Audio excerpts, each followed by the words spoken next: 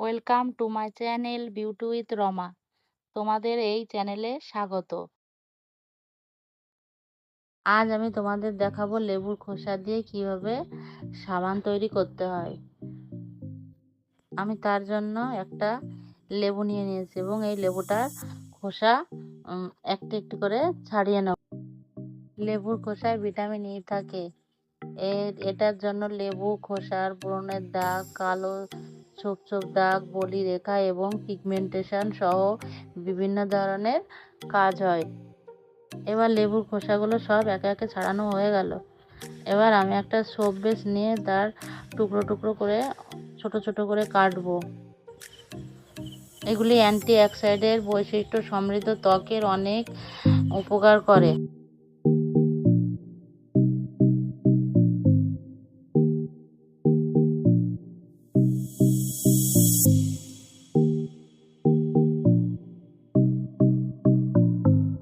লেবুর খোসাগুলো একটা পাত্রে জল দিয়ে ভালো করে নিগড়ে নিগড়ে ধুয়ে নেব।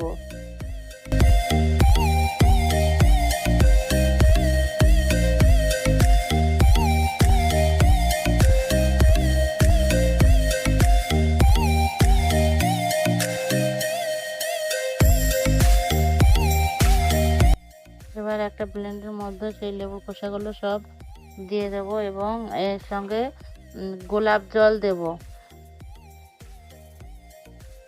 এবার আমি একটা মিক্সির সাহায্যে ভালো করে ব্লেন্ড করে নেব।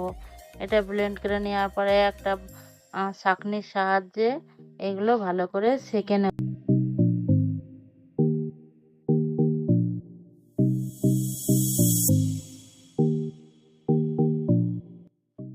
এবার আমি এর সঙ্গে একটা হাফ লেবুর রস মাঝখান থেকে কেটে নিয়ে এবার এর ভিতরে হাফ লেবুর রস আমি দিয়ে দেবো।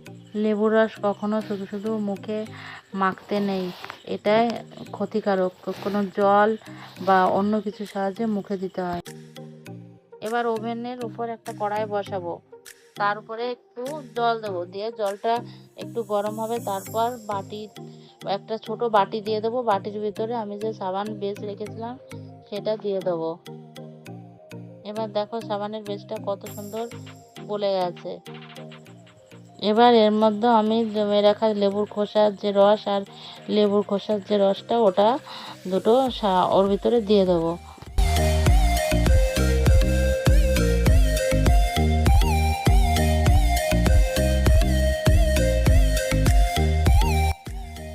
আমার কাছে সাবানের সোল নেই, তাই আমি আজকে দুটো প্লাস্টিকের চায়ের কাপে তোমাদের করে দেখাবো।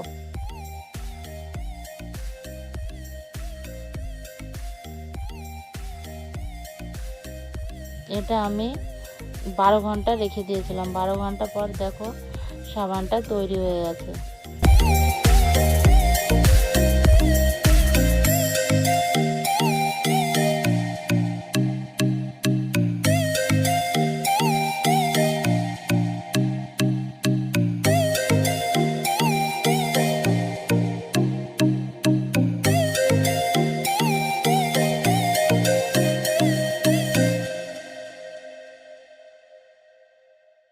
এবার দেখো আমি একটা পাত্রে জল নিয়ে তারপর সাবানটা একটু হাতে দিয়ে তোমাদের দেখালাম সাবানটা কত সুন্দর হয়েছে। যদি ভিডিওটা ভালো লেগে থাকে তাহলে অবশ্যই একটা লাইক করে দেবে আর সাবস্ক্রাইব করে দেবে, আর পাশে থাকা বেল আইকন ক্লিক করে দাও যাতে সবার প্রথম নোটিফিকেশন চলে যায় তোমাদের ফোনে।